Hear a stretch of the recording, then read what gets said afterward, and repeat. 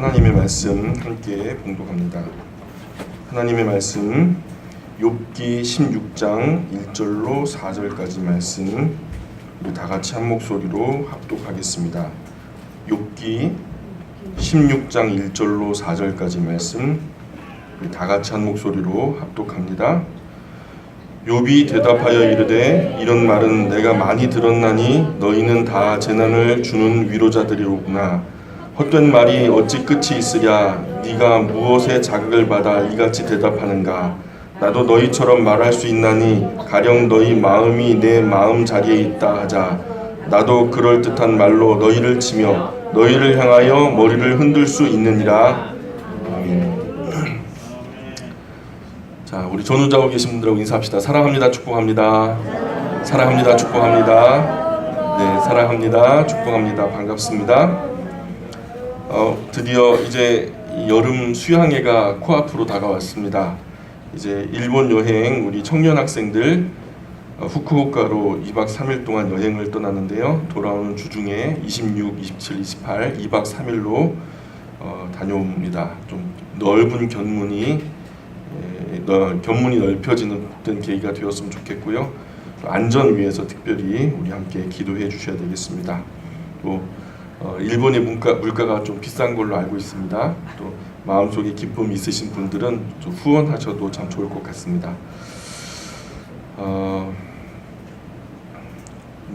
욥기 말씀 계속해서 우리가 함께 봐야 되는데요. 욥기가 조금 그 말씀이 길어요. 좀 지지부진하게 끌리는 것 같아도 여러분 우리가 창세기부터 계시록까지 한 절도 빠짐없이 끝까지 한번 살펴보자라고 말씀을 나누는 가운데 있습니다. 15장에서 우리가 함께 지난 시간에 살펴봤는데 엘리바스의 얘기였죠. 욥을 향해서 욥이 하나님 경외하기를 포기했다라고 자꾸만 매도를 합니다. 욥은 그러지 않았는데 욥이 하나님 경외하기를 포기했다는 거예요. 그리고 간사한 혀를 선택했다. 그렇게 얘기를 합니다.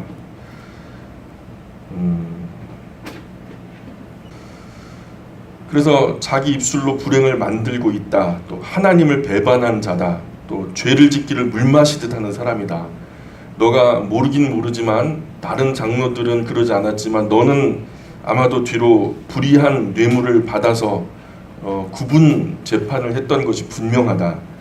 그래서 너가 부유하게 된 거 아니냐. 동방에서 최고로 부자라는 이름이 그렇게 얻어진 이름 아니냐. 이렇게 자꾸만 엘리바스는 근거 없는 인신공격을 계속해서 하고 욥에게 상상의 나래를 펼쳐서 생각했던 모든 죄악의 허물들을 욥 머리 위에 쌓아놓습니다. 여러분이 만약에 이런 억울한 누명을 쓴다면 가만히 있겠습니까? 욥도 가만히 있을 수가 없죠. 그래서 욥이 버티다 견디다 못해 한마디 하죠. 그게 이제 16장의 이야기가 되겠죠. 16장으로 건너가 보실까요? 16장 1절 욥이 대답하여 이르되 이런 말은 내가 많이 들었나니 너희는 다 재난을 주는 위로자들로구나. 너무 유치한 논리로 환난을 당한 친구를 이렇게 아프게 하냐는 거예요. 너희들은 왜 여기 왔냐는 거예요. 여기 온 목적이 뭐냐. 정신 똑바로 차려라. 여기 온 목적이 뭐냐. 지금 나 위로하러 온 거 아니냐. 그냥 참 너희들이 위로가 많이 된다 그래. 참 위로자가 되는구나. 그래 위로하러 왔다가 지금 위로는 안 하고 그냥 비아냥거리는. 욥도 하도 빈정상하니까 위로하러 온 친구들에게 빈정상하니까 비아냥거리는 말투로 반박을 하죠. 3절 보세요. 헛된 말이 어찌 끝이 있으랴. 네가 무엇에 자극을 받아 이같이 대답하는가. 나도 너희처럼 말할 수 있나니 가령 너희 마음이 내 마음 자리에 있다 하자. 나도 그럴듯한 말로 너희를 치며 너희를 향하여 머리를 흔들 수 있느니라. 그래도 입으로 너희를 강하게 하며 입술의 위로로 너희의 근심을 풀었으리라. 너희나 나나 말씨름이 끝이 있겠냐는 거예요. 그죠? 갑론을박하면은 영원히 평행선을 그릴 수밖에 없잖아요. 한쪽의 존재가 완전히 그 멸망하는 한이 올 때까지는 어쨌든 이런 맞선 논리는요 확인할 근거가 없으니까 결국 서로에게 상처만 주고 완전히 주저앉을 때까지 아픔만 주는, 결국 그 끝이 어떻게 되겠어요? 너희들이 이렇게 어려움 당한 나에게 그런 논리로 나를 정죄한다면 너희가 나와 똑같은 상황이 되어도 나도 똑같은 논리로 너희에게 정죄를 하면서 놀릴 수 있다라는 거죠. 그럴 수 있지만 나는 그런 입장이 되면 너희에게 그렇게 놀리진 않을 거다. 너희처럼 내가 지금 그 자리에 있다면 나는 지금 너희가 하는 방식으로 그렇게 놀리지는 않을 거야. 최소한.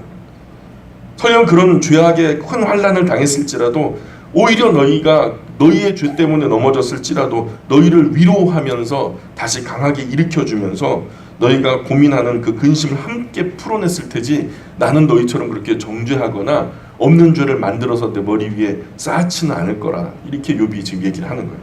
지금 욥에게 엘리바스의 말이 위로가 됩니까? 여러분 우리가 욥이라고 생각하면 지금 엘리바스가 15장에서 내내 했던 말들이 위로가 돼요? 위로가 돼요? 상처가 돼요? 오히려 상처가 돼요. 더 기분이 나빠져요. 6절 보세요. 6절 여러분 한번 읽어주실까요? 6절 16장 6절 시작. 내가 말하여도 내 기쁨이 줄이지 아니하고 감당하여도 내 아픔이 줄어들지 아니하리라. 그러니까 말할 수도 말하지 않을 수도 없어요. 어찌 소망이 끄덕인 친구의 말꼬리를 물고 늘어져요. 소망이 끄덕인 사람은요 너희 말대로 미친 바람 같다라고 그러지 않았어요? 친구들이 너희는 지금 광풍 같아. 너가 하는 말이 무슨 방향도 없고 뭐 어떤 논리도 없고 막말하는 것 같아 하면서 친구들이 막 매도를 했잖아요. 그 너희들 말대로 소망이 끊어진 내가 미친 바람처럼 말하는 것에 대해서 말꼬리 잡지 마라. 의미가 없다라면서 너희 말은 내가 하는 이 말들은 미친 광풍처럼 그렇게 의미 없는 말들이라 하면서 그거 미친 말에 말꼬리 잡을 만큼 흠 잡을 만큼 그렇게 그런 가치 있는 얘기가 아니라면서 내가 왜 이 고통을 당하는지 좀 알게 해주든가. 하나님도 우리 이 싸움 구경만 하고 계시지 마시고 좀 하나님 왜 때리시는지 알고나 때리시든지 아니면은 설 때리시려면은 차라리 그냥 죽이시든지. 욥은 자기 삶에서 이런 고난의 이유를 찾을 수가 없는 거예요. 여러분 입장 바꿔서 생각해 보세요. 기가 막힌 거 아니겠습니까? 7절 보세요. 이제 주께서 나를 피로하게 하시고 나의 온 집안을 패망하게 하셨나이다. 주께서 나를 시들게 하셨으니 이는 나를 향하여 증거를 삼으심이라. 나의 파리한 모습이 일어나서 대면하여 내 앞에서 증언하리이다. 그는 진노하사 나를 찢고 적대시하시며 나를 향하여 이를 갈고 원수가 되어 날카로운 눈초리로 나를 보시고 무리들은 나를 향하여 입을 크게 벌리며 나를 모욕하여 뺨을 치며 함께 모여 나를 대적하는구나. 지금 욥의 탄식은 하나님도 나를 괴롭게 하신다라고 오해하고 있어요. 친구도 와서 나를 괴롭게 하는데 하나님도 나를 괴롭게 하고 하나님은 자신을 적대적으로 대하시고 친구들은 자기를 향해서 입을 벌려서 모욕하고 뺨을 치고 함께 때로 몰려와서 나를 대적하는 거예요. 내 편이 없다는 거죠. 한마디로 우리 식으로 말하면 내 편이 하나도 없어. 그잖아요. 우리 아버지들 직장에서 막 피곤해가지고 막 왔는데 엄마랑 막 갈등을 겪잖아요. 자식들도 말 안 듣고 아버지가 막 한숨 섞어가지고 아이고 내 편은 아무도 없어. 그죠? 어머니들도 그러잖아요. 막 집에서 고생하고 뭐 남편은 직장에서 이렇게 일하다가 왔으면 대접만 받으려고 하고 그럴 때 자녀들도 나 무시하고 남편도 나 무시하면 그때 하는 말이 뭐예요? 내 편은 아무도 없어. 그러잖아요. 욥이 지금 그러는 거예요. 내 편은 아무도 없어. 하나님도 내 편 아니고 친구들도 내 편 아니고. 그죠? 11절 한번 읽어주실래요? 11절 시작. 하나님이 나를 악인에게 넘기시며 해악자의 손에 던지셨구나. 전에는 친구가 욥을 근거도 없이 악인이라고 말했거든요. 친구들이 욥을요 어떤 근거도 없이 자기의 상상의 나래 속에 펼쳐진 그런 악이 욥이 저지른 악일 것이다 라고 판단을 해가지고 욥 그래서 너는 악인이야 라고 정죄를 하더니 이제는 욥이요 친구들 전부를 악인으로 취급해요. 12절 보세요. 내가 평안하더니 그가 나를 꺾으시며 내 목을 잡아 나를 부서뜨리시며 나를 세워 관역을 삼으시고 어이구 무서운 말이죠. 세워가지고 관역을 삼으신대요. 그의 화살들이 사방에서 날아와 사정없이 나를 쏘므로 그는 내 콩팥들을 꿰뚫고 그는 내 쓸개가 땅에 흘러나오게 하시는구나. 그가 나를 치고 다시 치며 용사같이 내게 달려드시니 내가 굵은 배를 꿰매어 내 피부에 덮고 내 뿔을 티끌에 더럽혔구나. 뿔이라는 것은 히브리 문화 속에서 일반적으로 권세를 상징하거든요. 욥의 권세가 슬픔의 띠끌 속에 잠겨서 더럽혀졌다는 거야. 한마디로 모든 그 영광과 권세가 허물어졌다. 이제 완전히 바닥까지 땅바닥을 치는 그 순간까지 완전히 무너졌다. 그 권세도 명예도 없다. 아무것도 아닌 상태가 되었다라는 말이죠. 16절 17절 보세요. 여러분 읽어주세요. 16절 17절 시작. 내 얼굴은 무릎으로 긁었고 내 눈꺼풀에는 죽음의 그림이 있구나. 그러나 내 손에 포악이 없고 나의 혀는 중간한다. 욥은 큰 고난과 슬픔 때문에 많이 울고 절망하지만 그 절망 속에서도 나쁜 수단이나 나쁜 방법을 선택하지 않아요. 우리 그리스도인들이 그래야 돼요. 우리도 혈기 올라올 수 있죠. 우리도 악한 마음의 생각들이 올라올 수 있어요. 근데 그대로 행하면은 안 돼요. 우리는 수단도 가려야 되고 방법도 가려야 돼요. 세상 사람들은 자신 마음속에 끓어오르는 혈기와 분노를 주체하지 못해서 수단 방법 안 가리고 다른 사람들에게 데미지를 주고 아픔을 주지만 우리는 절대로 그러면 안 되는 사람들이에요. 오늘 욥의 권세가 슬픔의 티끌 속에 잠겨서 더럽혀졌다. 그런 얘기 끝에 지금 16절 17절이 얘기 나오는데 여전히 하나님 앞에 기도하는 자세로 서 있어요. 친구들에게 어떤 데미지를 주려고 뭐 어떻게 너희들도 나에게 악하게 굴었으니까 나도 너희에게 악하게 군다 이렇게 하는 논리가 아니라 친구들이 할 말이 없게 너무 말도 안 되는 논리로 자꾸만 찍어 누르니까 욥이 하는 방법은요 그냥 어떻게 나쁜 짓을 하려고 하는 게 아니라 하나님 앞에서 기도로 서러움을 토로하는 거죠. 바르게 서려고 노력하는 거예요. 우리의 유일한 방법이 이런 방법이 되었으면 좋겠어요. 우리가 아무리 우리 방법으로 신원을 한다 해도 그게 말끔하게 해소가 안 돼요.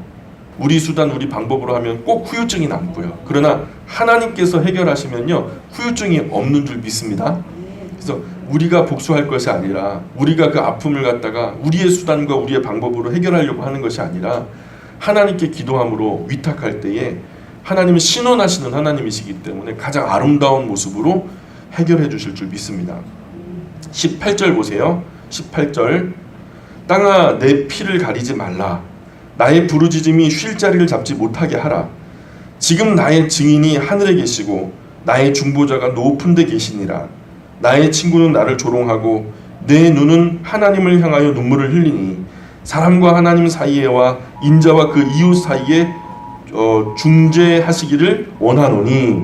그러니까 친구들은 지금 나를 조롱하고 있지만 내 눈은 여전히 하나님을 향해서 눈물을 흘리고 있으니까 친구들은 나를 향해서 어떻게 하고 있어요?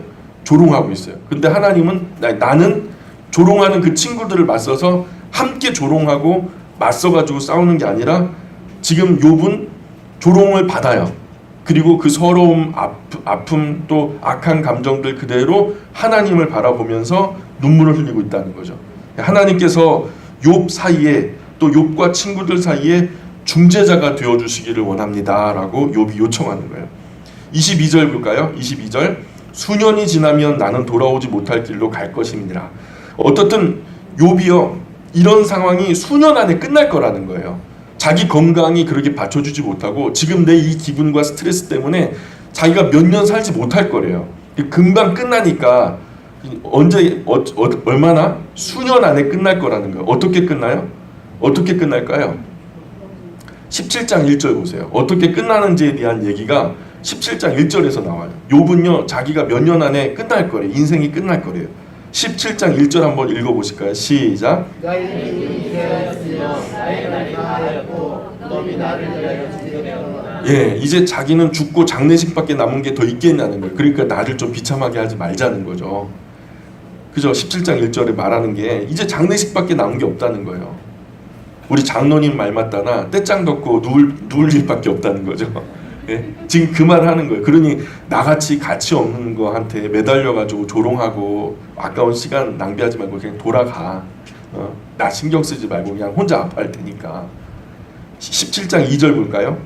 읽어주세요. 2절입니다. 시작. 나를 조롱하는 자들이 나와 함께 있으므로 내 눈이 그들의 진동함을 항상 보는구나. 예, 차라리 혼자 같으면 외로움만 잘 견디면 되잖아요. 그 친구들이 와서 그냥 괴롭고 더 비참하게 만드는 거예요. 자신을 조롱하는 사람들이 집에 가지도 않고 일주일 동안 자기 앞에서 위로는 고사하고 속을 빡빡 긁고 괴롭게 하고 비참하게 하고 참담한 마음을 그냥 자꾸만 불어넣는데, 여러분 이게요 지금 겪고 있는 내 아픔보다 더 큰 아픔이에요. 이 사람들이 없어져야 내가 충분히 아파할 수 있을 텐데, 그죠? 장례식장에서도 처음에는요, 첫날에는 잘 안 가요. 왜냐하면 고인을 잃은 슬픔 때문에 충분히 아파해야 하는데 손님이 오면요 충분히 아파하지 못해. 예. 얼굴도 신경 써야 되고 예의도 갖춰야 되니까 충분히 신경을 못 써요. 그러니 돌아가신 지 얼마 안 됐을 때는요 그냥 일부러 안 가요, 사람들이. 왜냐면 충분히 아파하라고, 많이 서럽고 외롭고 또 서글플 테니까 충분히 슬퍼할 수 있는 시간을 주는 거죠.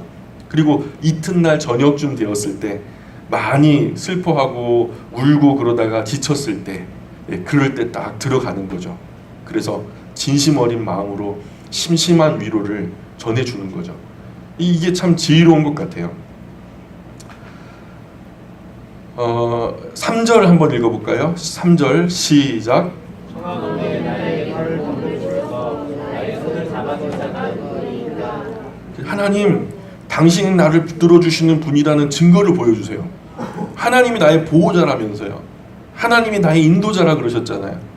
하나님이 나를 붙들어 주시는 분이라는 그 증거를 보여주세요. 결국 욥은요, 친구를 상대하느니 차라리 하나님을 상대하는 게 낫겠다 싶은 거예요. 그러니 욥이 기도하는 것 자체가 친구들이 볼 때 말도 안 되거든요.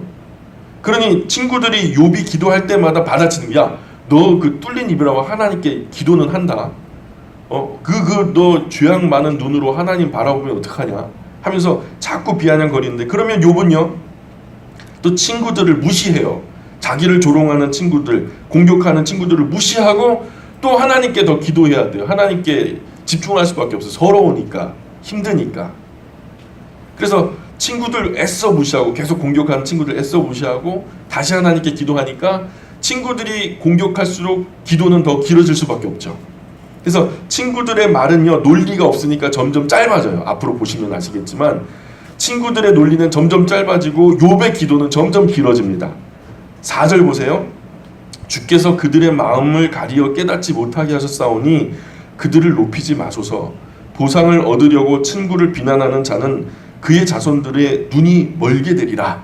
이게 하나님께 집중해서 기도하려 치면 자꾸만 기도를 방해하면서, 야, 너 기도 잠깐 멈춰봐, 우리랑 얘기 좀 해 하면서, 그 얘기가 좋은 얘기야 나쁜 얘기야? 자꾸 정죄하는 얘기, 아파하는 얘기, 슬픔의 얘기들을 자꾸만 하니까 욥도 막 혈기가 올라오면서 하나님께 기도하려면 자꾸 옆에서 기도를 방해하고 떠드는 새 친구들을 저주하면서 하는 말이 이 말이에요. 친구를 비난하는 자는 그의 자손이 눈멀게 되리라, 이렇게 그냥 막 저주를 퍼붓는 거예요. 지금 이 얘기가 고상한 논쟁의 자리가 아니죠. 그죠? 선비들이 시조를 갖다가 한 수 읊고 또 되받아서 또 읊고 이런 어떤 그 고상한 논쟁의 자리가 아니에요. 말 그대로 그냥 싸움의 자리예요. 말싸움의 자리. 6절 볼까요? 6절 17장 6절입니다. 하나님이 나를 백성의 속담거리가 되게 하시니 그들이 내 얼굴에 침을 뱉는구나. 내 눈은 근심 때문에 어두워지고 나의 온 지체는 그림자 같구나. 정직한 자는 이로 말미암아 놀라고 죄 없는 자는 경건하지 못한 자 때문에 분을 내나니 그러므로 악인은 그 길을 꾸준히 가고 손이 깨끗한 자는 점점 힘을 얻느니라. 욥은요 친구들의 비난으로 위축되지 않고 점점 더 힘을 내는 것 같아요. 그런데 10절 보세요. 10절 여러분 읽어주세요. 시작. 너희는 모두 당신의 불신이라 내가 너희 중에서 지혜자를 찾을 수 없는가. 예, 지금 이 말은 우리식으로 풀어 말하자면 너희들 가가지고 좀 더 배우고 와, 이 말이에요. 너희들 가가지고 좀 더 공부 좀 하고 와. 더 무시하는 말로 뭐가 있죠? 가서 엄마 젖 좀 더 빨아먹고 와. 그런 거 있잖아요. 덜 컸다는 거죠. 지혜가 덜 익었다는 거예요. 그러니까 너희들의 친구들의 정죄의 논리는요 욥에게 너무 쉬운 단편적인 수준이에요. 욥도 충분히 이해할 수 있을 뿐만 아니라 그들보다 훨씬 더 큰 지혜를 가진 욥의 입장에서는요 그들이 하고자 하는 말이요 첫 운을 뗄 때부터 다 이해가 돼버리고 말아요. 친구들의 언행 때문에 욥의 마음이 많이 상한 것 같아요. 11절 보실까요? 11절. 나의 날이 지나갔고 내 계획, 내 마음의 소원이 다 끊어졌구나. 그들은 밤으로 낮을 삼고 앞에서 어둠이 가깝다 하는구나. 내가 스올이 내 집이 되기를 희망하여 내 침상을 흑암에 펴놓음에 무덤에게 너는 내 아버지라 구더기에게 너는 내 어머니 내 자매라 할지라도 나의 희망이 어디 있으며 나의 희망을 누가 보겠느냐. 이제 욥 자신은요 완전히 소망이 없는 거죠. 지금 완전히 포기한 발언들을 하고 있어요. 이제 끝났다는 거죠. 그러니 말도 안 되는 것 가지고 괴롭히지 말고 집에 가서 더 배우고 와. 여기서 조금 궁금한 것이 욥이 이렇게 하루아침에 모든 것을 다 잃고 그 후로 지금 이 시점까지 얼마나 시간이 지났을까. 여러분 처음에 우리가 1장에서 욥이 갑자기 5번의 보고를 통해서 자녀들도 잃고 재산도 잃고 막 모든 것을 다 잃었잖아요. 심지어 건강까지 다 잃었잖아요. 자, 그때부터 지금까지 얼마나 시간이 걸렸을까? 성경을 읽다 보면은 그 일들이 불과 며칠 만에 이루어진 간단한 이야기처럼 느껴지거든요. 우리가 지금 볼 때는 내막을 아니까, 욥기의 전후 문맥을 다 아니까 친구들 말이 옳지 않지만 친구들로서는 충분히 그렇게 볼 수 있겠다는 생각도 들어요. 왜? 친구들이 모르니까. 자초지종을 잘 모르니까. 불행을 당해도 어느 정도지 하루아침에 그 엄청난 재산과 자녀 다 날아가 버리고 뭐 건강도 잃어버리고 이런 어떤 쑥대밭이 되어버리는 이 상황, 논리적인 설명은 이미 어려웠는지도 모르겠어요. 그렇게 끝난 것이 아니라 낫지도 않은 질병이 머리끝부터 발끝까지 나가지고 아무 회복의 조짐도 없고 하나님도 기도 응답도 없으시고 친구들은 정말 비참하게 정죄하고, 그러니까 친구들 입장에서는 욥이 틀림없이 이만한 벌에 해당되는 죄를 지었을 거다 이렇게 지레짐작할 수 있다는 거죠. 그래서 그렇게 친구들이 욥을 괴롭게 하는 거예요. 친구들이 아무 이유 없이 욥을 헐뜯고 비난하는 것이 아니죠. 죄를 짓지 않고야 어떻게 이런 엄청난 고난이 한꺼번에 몰려오겠냐는 거예요. 생각해봐라. 죄 없이 망하는 자가 누구냐 이렇게 말하는 거예요. 고난은 티끌에서 나는 것이 아니냐. 너 티끌만한 죄라도 빨리 고백하라는 거죠. 악을 밭갈고 독을 뿌렸기 때문에 필연 거둘 거 거두는 거 아니냐. 그리고 한 가지 알 것은 하나님의 벌하심은 항상 사람의 죄 지음보다 덜 벌을 주신다. 사실 욥 너는 죄가 이거보다 훨씬 더 많지만 하나님의 이 죄를 벌하시는 이 벌의 수위는 너의 죄보다는 훨씬 더 약하게 벌을 주시는 거다. 그러니 욥이 미치고 환장하겠는 거예요. 이런 정죄함을. 여자가 낳은 자 중에서 누가 깨끗하냐? 너희들은 깨끗하냐? 나도 죄 없다고 말하지 못하는데 이런 고난의 이유가 될 만한 죄가 도무지 머릿속에서 떠오르지 않는다. 그러니까 욥의 말도 맞아요. 친구들의 정죄도 그럴 수도 있고, 사실 이 욥기는 실제 사건 이후에, 이 사건이 이루어진 지 이후에요, 욥이 결국에는 회복되잖아요.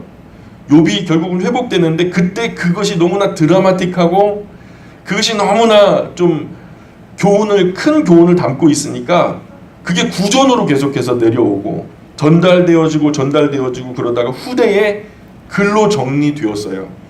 심청전이나 놀부전 같은 경우에도 어르신들의 입에서 입으로 계속해서 구전으로 내려오다가 처음부터 그것들이 글로 쓰여진 것이 아니라 이렇게 구두로 전해져 내려오다가 후대에 글로 정리되어져서 다듬어진 거거든요. 마찬가지로 욥기도 그래요. 욥기도.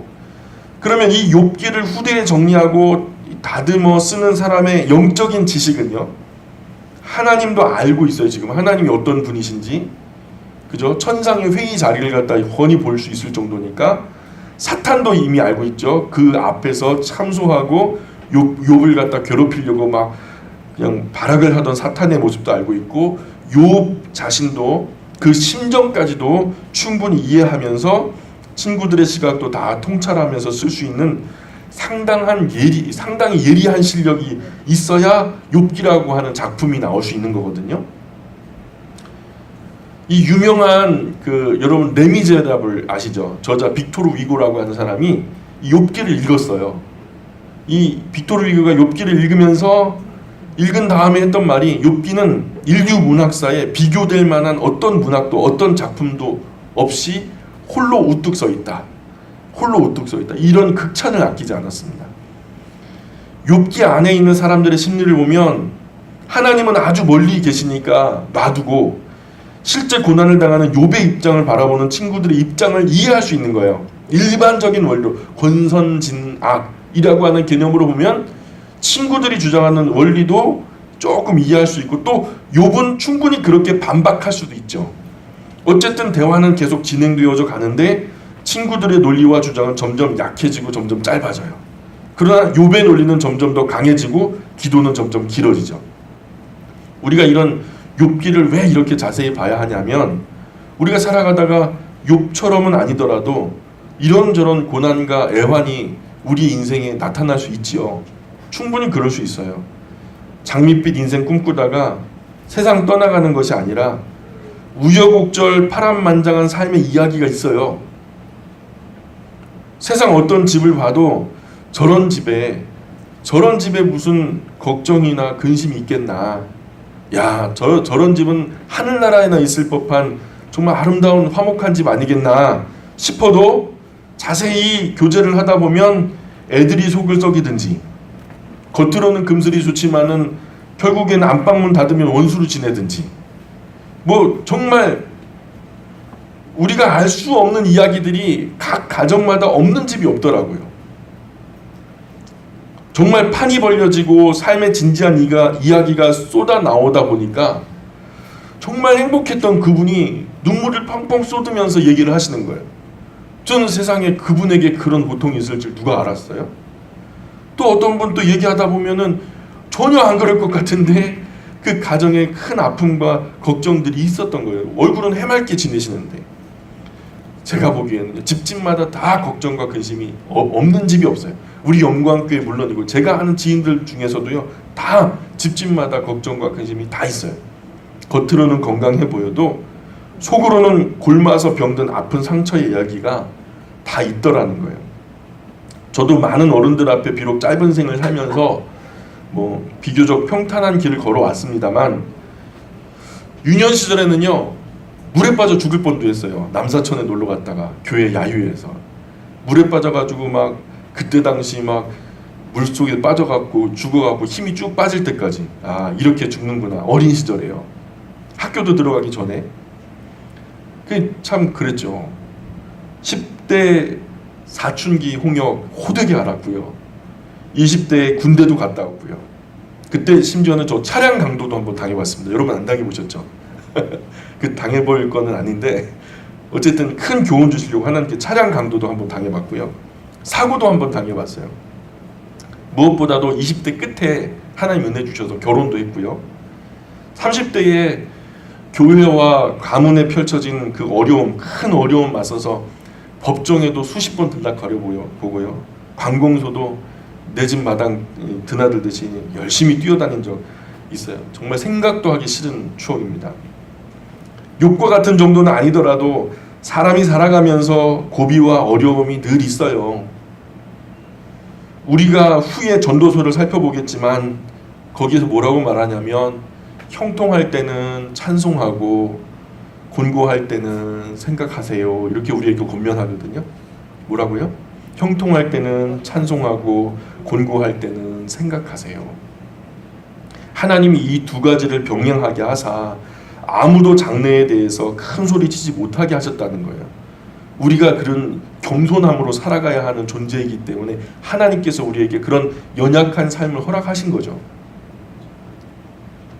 우리가 지금 행복하다가도 언제 어떻게 될지 아무도 모르거든요. 우리도 까딱하면 욥의 입장이 될 수도 있고, 또 어떤 경우에 욥의 친구들의 입장이 될 수도 있어요. 그러나 남의 불행 앞에서 무조건 결과만 보고 정죄하는 그런 마음부터 품는다면 우리는 욥기를 살펴본 의미 없는 거예요. 우리가 욥기를 살펴보는 의미가 없어져 버리는 거예요.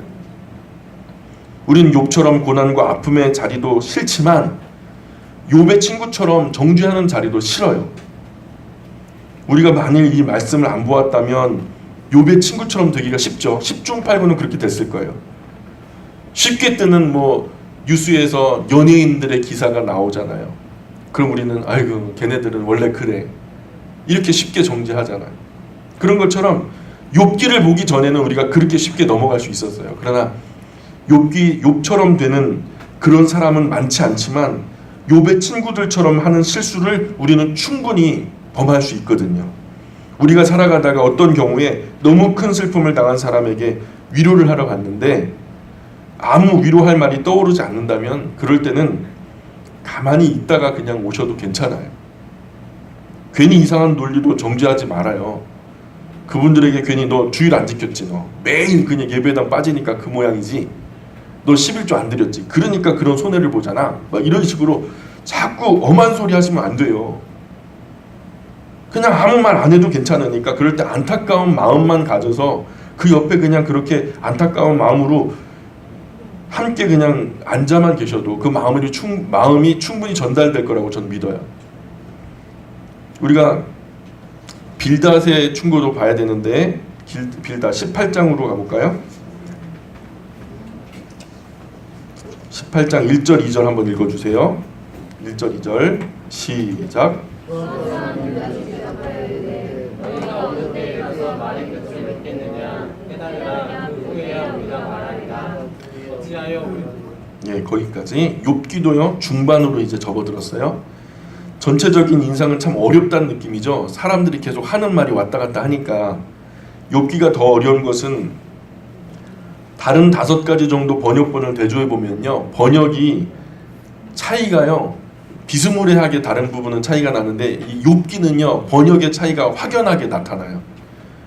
원 개념 자체가 어려운 내용이기 때문에 번역하는 분도 이 욥기를 번역하면서 굉장히 애먹으셨겠구나, 많이 힘드셨겠구나라는 흔적들이 곳곳에서 보이거든요. 히브리어가 쉬운 것은 쉬운데요, 어려운 단어는요 그 뜻이요 10갈래 20갈래로 나눠져요. 단어 하나를 두고 10가지 20가지 의미가 붙어 있으면요 그거 어느 거를 선택해 가지고 번역을 해야 될지 좀 애로사항이 생기거든요. 그러니 큰 흐름 속에서 일일이 그 뜻을 대입해서 가장 부드러운 방향으로 번역을 해야 했으니까 굉장히 어려운 작업이었을 거예요. 그래서 18장은 수아 사람 빌닷의 두 번째 충고인데 참 어려워요. 지금 거기 보시면은 너희가 어느 때에 가서 그 말의 끝을 맺겠느냐 그잖아요. 그런데 요 부분을 다른 번역본에서는 어떻게 보냐면 너희가 언제 이따위 말을 그치겠느냐 이런 식으로 번역하는 부분이 많은데, 그리고 깨달으라 라고 해석하잖아요. 그죠? 그 깨달으라라고 거기 밑줄 한번 거보실래요? 거기 킹제임스 버전에서는 뭐라고 번역을 하냐면 야 인마 눈치 좀 있어 봐라 이렇게 눈치 좀 있어라. 센시블이라고 그 번역이 돼요. 센스가 좀 있어야지, 눈치가 좀 있어야지 이렇게 해석이 되거든요. 깨닫는 것과 센스가 있는 거 좀 다르거든요. 눈치 좀 있어 봐라 이렇게 좀 훨씬 더 좋은 표현인 것 같아요. 우리나라가 번역하기 참 좋은 언어인 것 같아요.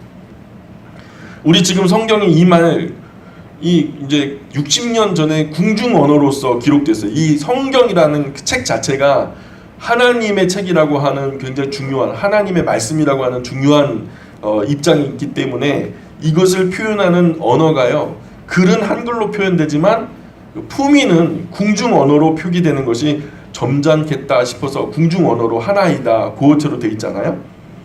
심지어 입에 거품을 물고 침을 튀기면서 막 말싸움을 하는데도 이게 좀 고어체로 돼 있으니까 이게 분위기가 좀 안 사는 부분이 있어요. 마치 선비가 토론하는 것처럼 점잖게 번역돼 있지만은 사실 원문에 흐르는 감정은 그것과는 좀 다른 얘기예요. 욥기는. 그래서 3절 보세요. 3절 시작. 예, 욥을 보고 하는 말이에요. 욥을 보고 빌닷이, 욥의 친구들은요 욥이 친구들의 말을 충고를 별로 달갑지 않게 여겨요. 다 너희들은 무익한 지혜자들이라고 무시를 하는 거예요. 그러니까 이 빌닷이 왜 우리를 부정한 짐승 쳐다보듯이 그렇게 부정하게 보냐, 자꾸만 부정적으로만 보지 마라. 예, 여러분 징그러운 짐승 볼 때 어떤 표정 지어요? 자, 제가 좀 상황을 좀 펼쳐보릴게요. 여러분 앞에 구렁이가요 한 2m짜리가 지금 여러분 발을 갖다 쓱 쓸고 지나간다고 생각해 보세요. 자, 한번 생각해 보셨어요? 그 구렁이를 여러분이 눈으로 쳐다보는 거예요. 자, 쳐다보세요. 자, 그 모습 그대로 옆 사람 한번 쳐다봐요.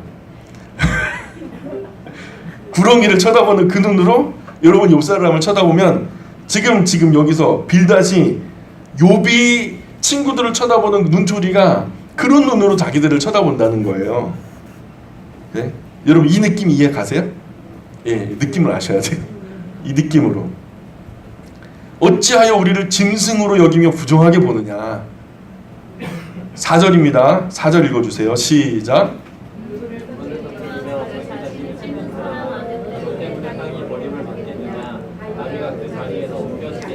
예, 빌닷이 욥에게 말하기를 너 분통 터진다고 스스로 자기를 찢냐. 너 하나 생각 바꿔야지. 땅이 버림받겠냐. 바위가 너 스스로 자위하며 고집 피운다고 옮겨지겠냐. 변할 게 뭐냐. 너만 바뀌면 편한 거 아니냐. 이렇게 지금 계속 얘기해요. 5절에 악인의 빛은 꺼지고 그의 불꽃은 빛나지 않을 것이요. 그죠? 빌닷도 욥을 뭐로 봐요? 예? 악인으로 보잖아요. 빌닷도 친한 친구 빌닷도 욥을 악인으로 보고서 지금 얘기를 전제를 시작하는 거예요. 욥이 이것만은 정말 용납 못하겠다는 거예요. 악인으로 아예 못 받고 시작하지 말자는 거예요. 6절 보세요.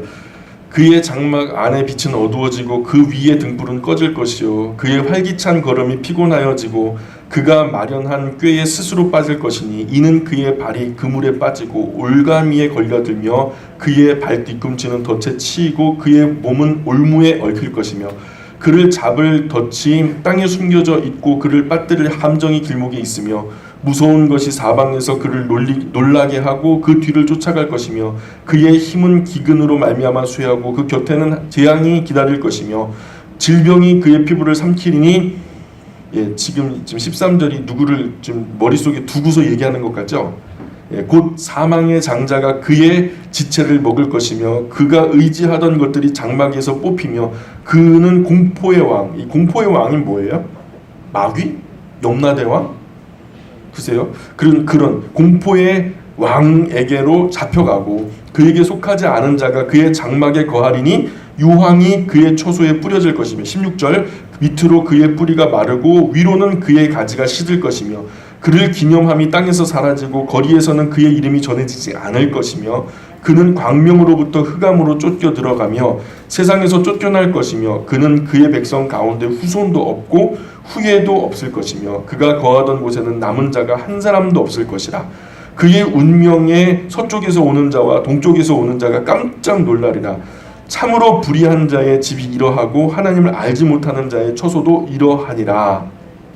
그러니까 이 빌닷의 충고는 악인도 불의한 자도 하나님을 알지 못하는 자도 다 이렇게 되고 만다는 거예요.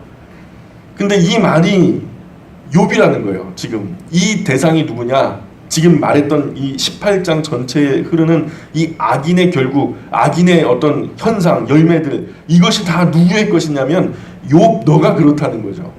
그러니 욥에게 위로가 돼요, 안 돼요? 욥 위로가 안 되는 거죠. 욥을 생각하지 않고 일반적으로 보면 빌닷의 말이 맞을 수도 있어요. 악한 사람은 그렇게 하나님께 아주 박대를 받아도 마땅하지요. 그러나 욥의 상황을 두고 이런 말을 한다면 이치에 안 맞잖아요. 우리가 전후적으로 아니까.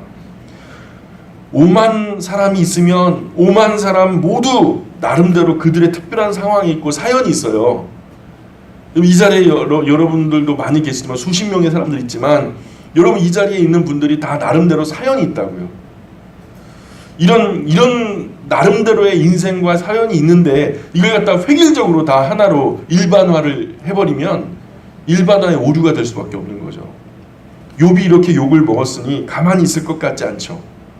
빌닷이 그냥 막 대놓고 막 쏟아 부었으니까. 그래서 욥이 19장에서 이렇게 대답을 해요.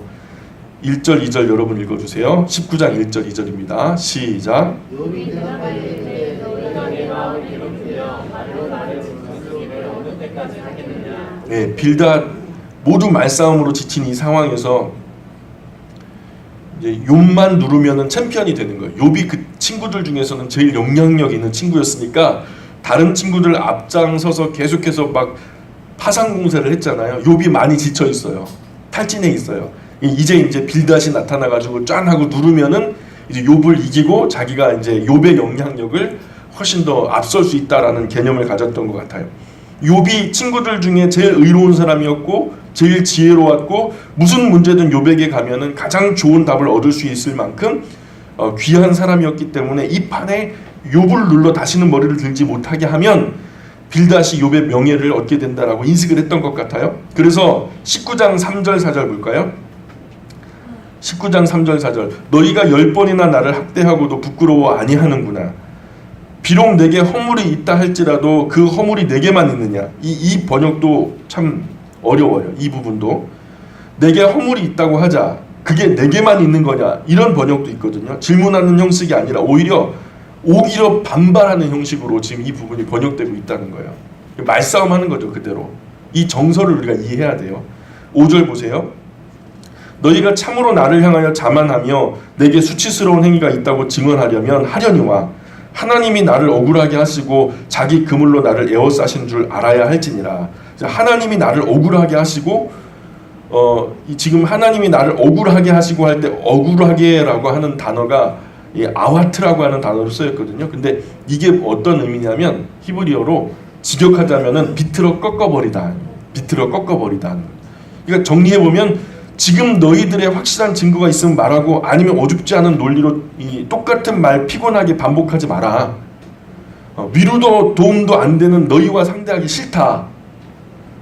하나님이 나를 비틀어 꺾어서 항복을 받으시려고 하시는데 내가 하나님과 긴밀히 할 말이 있다. 지금 하나님 나한테 왜 이러시는 건데요? 지금 친구들하고 대화하기 싫은 거예요. 하나님 왜 지금 내 팔을 꺾으신 건데요? 하나님 항복하는 거 맞는데요. 지금 이유나 합시다 하면서 이제 욥이 하나님께 항복을 선언하면서 하나님이 나를 비틀어 꺾었다고 이 표현을 해요. 7절 보세요. 내가 폭행을 당한다고 부르짖으나 응답이 없고 도움을 간구하였으나 정의가 없구나. 개역 한글판 성경에는요 신원이 없구나 이렇게 표현하거든요. 하나님께 폭행과 고난의 억울함에 도움을 요청했다는 거예요. 신원하시는 하나님이라. 그런데 그 신원하시는 하나님, 억울함을 풀어주시는 하나님이 응답도 안 하시고 억울함도 안 풀어주신다는 거예요. 자, 8절 보세요. 그가 누구죠? 그가 누구예요? 그죠? 하나님께서 내 길을 막아 지나가지 못하게 하시고 내 앞길에 어둠을 두셨으며 나의 영광을 거두어 가시며 나의 관모를 머리에서 벗기시고 사면으로 나를 헐으시니 나는 죽었구나. 내 희망을 나무 뽑듯 뽑으시고 이제 우리나라 사람들 말습관에 아이고 나 죽었네 그러죠. 아이고 나 죽었네. 근데 여러분 그때 사람이 죽어 있어요? 살아 있어요? 거짓말 치는 거죠. 죽었네 그럼 과거형이라 이미 죽어 있어야 돼. 그럼 말 못하는데 아이고 나 죽었네 그런데 살아 있단 말이에요. 그죠? 그리고 미운 상대에게도 너 죽었어 그러잖아요. 근데 그 상대가 살아 있어요, 죽어 있어요? 살아 있거든요. 그죠? 죽이지 않았으면서 살아 있는데 죽었다라고 거짓말 치죠. 우리식으로 표현하자면 하나님께서 욥의 소망을요 묵 뽑듯 뽑아 버리셨다는 거예요. 그냥 통째로. 11절 보세요. 나를 향하여 진노하시고 원수같이 보시는구나. 그 군대가 일제히 나와서 길을 도두고 나를 치며 내 장막을 둘러 진쳤구나. 이건 전부 욥의 오해입니다. 자, 어깨 펴시고 조금만 정신 차리시고 5분만 더 설명을 드릴게요. 자, 정신 좀 차리시고 뒤에 계신 분들 한번 조는 분 누가 있나 한번 찾아보세요. 없는데요? 자, 우리가 잘 알고 있지만 이런 일을 지금 하나님이 하시는 거 아니잖아요. 그죠? 우리는 이게 다 마귀가 시험하는 것을 잘 알고 있어요. 이 마귀가 지금 이것을 갖다가 진두에서 지금 이 일들을 이루고 있어요. 당하고 있는 당사자인 욥만 몰라요. 지금 욥은 하나님이 왜 내게 이렇게 하시냐는 거예요. 내가 잘못이 있다면 내가 벌 받는 것 사양하지 않겠지만 특별한 잘못도 없는데 왜 하나님이 나를 때리시는지 모르겠다는 거죠. 이런 애매한 가운데 당하는 고난을 나는 못 견디겠다. 게다가 딱히 잘못을 지적하지도 못하면서 어줍지 않은 논리로 친구들이 자신을 죄인 취급하는 것도 못 견디겠다는 거죠. 하나님께 맞는 것도 억울한데 친구까지 와서 조롱하니까 만약에 이 세상에 고통이나 죽음이 없다면 여러분 철학도 생기지 않았을걸요. 종교도 생기지 않았을 거예요. 만약에 사람이 억울한 것이 없고 고통도 없고 죽는 것도 없다면 종교가 생기지 않았을 거예요. 철학은 말할 것도 없죠. 고통이 있으니까 철학이 있고요. 철학 끝에 하나님을 찾게 돼서 신학도 있는 거죠. 신학이 있으니까 종교가 있는 거고요. 잘 보세요. 석가모니 잘 아시죠? 대단한 철학자가 된 이유가 석가모니가 철학자였어요. 많은 우매한 백성들을 깨우쳐서 옳은 길로 인도하려고 하는 계몽주의 철학자였거든요. 그도 자신이 죽을 때 나는 하나님이 아니다라고 하고 죽었거든요. 근데 그 석가모니가 철학자가 된 이유가 인생을 가만히 들여다보니까 태어나는 것부터가 고통이라는 거예요. 아기가 딱 응애하고 나오면서 하면서 막 웃으면서 나오지 않죠. 아기가 나올 때 뭐 어떻게 하고 나와요? 엉엉 울면서 나오거든요. 그 태어나는 순간부터 고통이라는 거예요. 늙어가는 것도 고통이고 병 들어가는 것도 고통이고 죽는 것도 고통이고 생로병사가 몽땅 다 고라는 거예요. 고. 불교에서 말하는 고체라고 하는데요. 고체, 직체, 멸체, 도체. 그 고체라는 것이 생로병사가 다 고난이라고 하는 의미예요. 그러니까 안 태어나는 것이 가장 잘하는 거라는 거예요. 이 고난을 안 겪으려면 안 태어나서 이 고난 자체가 없게 하는 것이 가장 좋다는 거죠. 그래서 불교에서 말하는 해탈이라고 하는 것의 가장 큰 목적이 뭐냐면요. 다시 안 태어나는 것이 해탈의 목적이에요. 안 태어나는 거. 해탈인지 이탈인지 모르겠는데 어떻든 간에 계속해서 가장 그 불교에서는 가장 높은 단계가 천상계. 천상. 그 다음에 인간계. 그 다음에 축생계, 아귀계, 수라계, 그 다음에 지옥이 있어요. 그래서 6단계, 3계 6도라고 표현하는데 과거와 현재와 미래를 관통하면서 계속 태어나면서 생로병사 자체만 해도 윤회라고 하잖아요. 계속해서 사람이 거듭 태어나게 된다고 주장을 하는데 인간으로 태어난 것이 사실은 가장 좋은 거예요. 인간으로, 천상은 참 어려운 단계니까 그건 그렇다 해도 인간으로 태어나는 것이 가장 좋은 거예요. 인간, 축생, 아기, 수라, 지옥으로 이제 전락되어지는 거거든요. 이 세상에서 못되게 굴면은 인간에서 축생으로 간다는 거예요. 더 못되게 굴면은 아귀계로 가고요. 더 못되게 굴면은 수라로 가고 더 못되게 굴면 지옥에 멸망당한다. 이런 얘기거든요. 그래도 인간으로 태어난 것이 그나마 그 세계 속에서는 가장 잘 태어난 것 아니겠어요? 그럼에도 불구하고 몽땅 고통의 바다라는 거죠. 그래서 불교계에서 어떻게 하면 다시 안 태어날 수 있을까? 다시 인간으로 그 태어나서 가장 좋은 자리에 있는데 오직 인간계에서만 해탈이라는 것을 할 수 있어요. 깨달음을 통해서. 도를 통할 수만 있다면. 그래서 어떻게 하면 도를 통하게 될까? 도통한다 그러잖아요. 인간 속의 모든 욕망을 완전히 제거할 때 그때 도가 통한다는 거예요. 그래서 욕망과 욕심을 완전히 제거하고 집념을 완전히 깨트리면은 그때 비로소 해탈이라는 것이 이루어지게 되고 그것이 사람으로만 왔을 때 해탈의 기회가 생긴다는 거죠. 그러니 이 기회를 놓치지 말고 도통하라는 거예요. 득도하라는 거예요. 나쁜 짓 해가지고 축생으로 내려가서도 안 되고 이왕 인간으로 태어났을 때 다시는 사람으로 태어나지 않기 위해서 집을 나가는데 그것을 출가라고 하죠. 출가. 제대로 볼 때는 가출인데 거기서는 출가라고 하더라고요. 불교계에서는 출가라고 해요. 그것을 무엇을 하기 위해서 출가하냐면 다시 태어나지 않기 위해서 해탈과 깨달음을 얻기 위해서 출가를 하는 거예요. 예, 생로병사의 고통 겪지 않고 도통해서. 그래서 스님들이 돌아가시면 어떻게 한다고요? 열반에 오른다 하잖아요. 그죠? 열반. 그게 뭐냐면 천상계로 올라갔다는 거예요. 천상계로. 이 해탈, 그 깨달음을 얻어서 천상계로 올라갔으니까 열반에 이르렀다. 이렇게 얘기하는 거거든요. 그러니 이 석가모니의 철학이 어디에서 왔냐? 수많은 인생들이 고통을 봤기 때문에 그래요. 그때 당시 인도에서 카스트 제도 아래에서 막 이번에 인도에서 대통령이 그 가장 낮은 카스트 제도 중에서도 가장 낮은 계급보다 더 낮은 계급, 불가초 천민의 자리에서 대통령이 나와서 대단한 어떤 이슈가 되고 있잖아요. 이런 서민들이요 말로 할 수 없을 만큼 엄청난 박해와 핍박과 어려움을 경험했거든요. 이런 것들을 보면서 석가모니가 석시 가문의 문디 성자, 그래서 석가문디예요. 원래는 석시 가문의 성자가 그 깨달음을 정말 불가촉 천민들을 자기 집 스라에 있는 많은 연약한 사람들을 모아놓고 오늘이라도 해탈하면 오늘이라도 깨달으면 너희는 저 브라만이나 크샤트리아처럼 위대한 사람들이 될 수 있다. 깨달아라 좀. 신은 세상에 없다.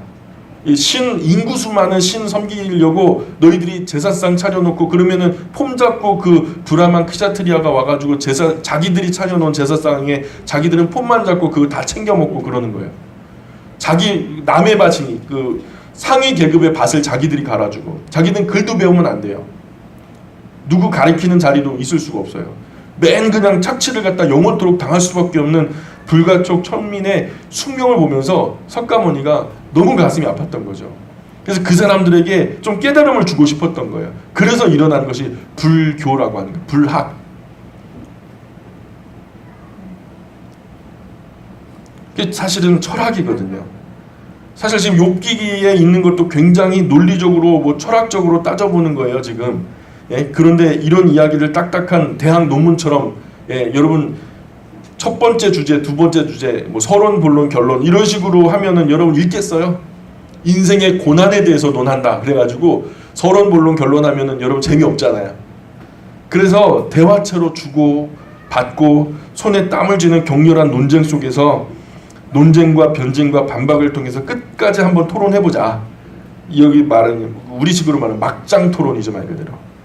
끝장 토론식으로 한번 토론을 해보자. 이런 이야기가 나오는 거죠.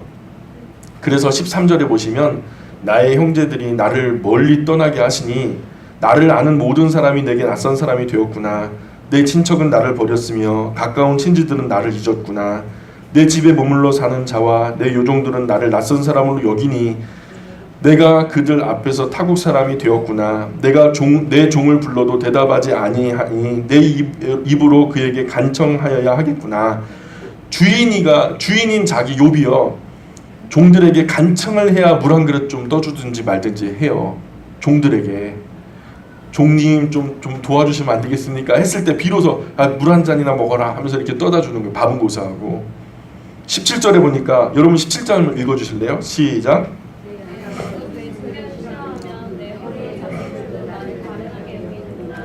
어떤 영감님 세 분이 응급실에 실려왔대요. 아침에 일찍. 아시죠? 막 만신창이가 돼가지고 막 여기저기 터지고 막 코피 나고 막 이도 부러지고 막 그래가지고 왔다는 거예요. 그래서 영감님 어쩌다 이렇게 됐냐고. 아침에 일어나가지고 자기 아내가 어디 가길래 너 어디가 그랬더니 두드려 패더래요. 두 번째 영감 야 그래도 너는 낫다. 나는 아침에 일어나가지고 우리 마누라한테 밥 줘 그랬더니 두드려 패더라는 거예요. 옆에 완전히 망가져가지고 누워 계신 영감님이 그래도 너희들은 나보다 나아 하면서 했던 말이 나는 잘 몰라 그냥 눈 떴더니 두드려 패던데 존재적으로 거부 당해보셨어요? 나라는 존재 자체를 갖다 싫어해. 존재적인 거부를 당해보셨어요? 단지 나이기 때문에 싫다는 거. 그 나이기 때문에 거절하고요. 나이기 때문에 관계로서는 그냥 파탄난 상태. 그냥 나의 존재를 갖다 거절하는 거. 욥이 망하고 자녀도 잃었지만 온몸에 병들어 악취가 진동하니까 숨 쉬는 것도 싫은 거예요. 아내가 숨 쉬는 거 싫은 거예요. 나가 죽어버려 그러는 거죠. 하나님 저주하고 나가 죽어버려. 그렇게 욥이 아내가 얘기하거든요. 아내가 내 숨을 싫어한다? 여러분 상상해 보세요. 내 옆에서 가장 귀한 나의 편으로 하나님이 돕는 배필로 내게 허락하신 나의 반쪽, 심지어는 나 자신인데 그런 나의 아내가 아이고 내가 숨 쉬는 걸 싫어요. 야 너 숨 쉴 때마다 썩은 내 놔둬 가. 세상에 어떤 여자가 산채로 피부가 썩어가는 사람의 숨을 좋아하겠습니까마는 내 허리의 자식들은 뭐예요? 내 허리의 자식들은 뭐예요? 지금 그 히브리 문화 속에서 허리의 자식들은 형제들을 말하는 거예요. 형제 자식들도요 내가 살아서 존재하는 것 자체를 싫어한다는 거예요. 빨리 죽어버리지 저거. 가문의 영광이 아니라 가문의 그냥 창피함이라는 거죠. 형제들도 그렇게 옆에 오기를 싫어하고 그런다는 거예요. 그래서 18절에 보니까 어린 아이들까지도 나를 업신 여기고 내가 일어나면은 나를 조롱하는구나. 나의 가까운 친구들이 나를 미워하며 내가 사랑하는 사람들이 돌이켜 나의 원수가 되었구나. 전부 욥의 탄식이죠. 뭐뭐 하는구나, 뭐뭐 하구나, 탄식이요, 탄식. 20절 내 피부와 살이 뼈에 붙었고 남은 것은 겨우 잇몸뿐이로구나. 그죠? 다 문드러지고 형체 잃어버리고 남은 것이 잇몸만 덜그럭덜그럭 거리는 거죠. 이도 다 빠져버리고. 21절 나의 친구야 너희는 나를 불쌍히 여겨다오. 나를 불쌍히 여겨다오. 하나님의 손이 나를 치셨구나. 너희가 어찌하여 하나님처럼 나를 박해하느냐. 내 살로도 부족하냐. 그죠? 욥은 이 고통의 일이 하나님께서 나에게 이렇게 해주셨다고 기정사실화하는 거예요. 23절 나의 말이 곧 기록되었으면 책에 쓰여졌으면. 책에 쓰여졌죠. 그죠? 지금 욥기가 나오니 책이 쓰여졌잖아요. 그죠? 자신의 이런 고생담을 책으로 썼으면 소설책 한 권 나오겠다 뭐 그런 말 많이 하시잖아요. 어르신들이. 우리 박순일 권사님 얘기 들어보면요. 여러분 박순일 권사님 얘기 들어보셨어요? 시골 노인이긴 하시지만 그분이 전쟁을 겪으면서 여태까지 살아오시면서 겪었던 그 인생사 이야기를 보면요. 완전히 파노라마예요. 야, 그건 진짜 소설책 10권은 나올 거예요. 태백산맥이나 토지 같은 아주 근사한 대하 드라마가 나올 것 같아요. 욥이 똑같은 말을 하는 거죠. 자, 마지막으로 이것만 하고 마치겠습니다. 24절입니다. 철필과 나부로 영원히 돌에 새겨졌으면 좋겠노라. 내가 알기에는 나의 대속자는 리디머예요. 리뎀션에서 나온 거거든요. 살아계시니 마침내 그가 땅 위에 서실 것이라. 그죠? 어렴풋하게 죽음 이후에 영이 하나님을 만날 수 있는 것에 대한 희미한 인식이 있었던 것 같아요. 26절 내 가죽이 벗김을 당한 뒤에도 내가 육체 밖에서 하나님을 보리라. 내가 그를 보리니 내 눈이 그를 보기를 낯선 사람처럼 하지 않을 것이라. 내 마음이 초조하구나. 이 초조라는 단어가 카라라는 단어로 쓰였는데 기진하다, 기진하다 또는 지쳐버렸다라는 단어예요. 그러니까 내 마음이 완전히 기진맥진하다, 지쳐버렸다. 28절 너희가 만일 이르기를 우리가 그를 어떻게 칠까 하며 또 이르기를 이의 뿌리가 그에게 있다 할진대 너희는 칼을 두려워할지니라. 분노는 칼의 형벌을 부르나니 너희가 심판장이 있을 줄을 알게 되리라. 그래서 욥이 자기 친구들을 오히려 질책하는 이야기를 하니까 이제 또 욥의 친구들이 반박하면서 나서겠죠. 나아만 사람 소발이 다음 시간에 계속해서 욥에게 아픈 말들을 하게 됩니다. 20장부터는 우리가 다음 시간에 계속 연속해서 살펴보겠습니다. 기도하겠습니다. 귀하신 하나님의 은혜와 사랑을 감사합니다. 고난을 볼 수 있는 영적인 눈이 활짝 열려져 하나님 우리가 고난을 얻고 있는 수많은 사람들을 품을 수 있는 아름다운 사랑의 기술자들이 되었으면 좋겠습니다. 하나님 고난을 받을 때 그 고난 때문에 사람들을 미워하고 멀리하고 또 관계를 단절하는 사람들은 참 많이 있지만 그 고난 속에서 고난 당하는 사람 가까이 다가앉고 그와 함께 깊이 슬퍼하며 함께 위로해줄 이들은 100명 중에 1명도 1000명 중에 1명도 참 드뭅니다. 오늘 그 자리를 우리 그리스도인들이 차지해야 되지 않겠습니까? 그리함으로 그들의 마음을 얻고 그들의 마음에 하나님의 나라가 이루어지게 하는 그 자리가 우리의 자리가 되어야 되지 않겠습니까? 하나님 이를 위해서 우리에게 고난을 이해하는 성숙한 식견을 우리에게 주시고자 욥기를 통해서 인생사 깊은 고난의 이야기를 들려주시고 계시는 줄 믿습니다.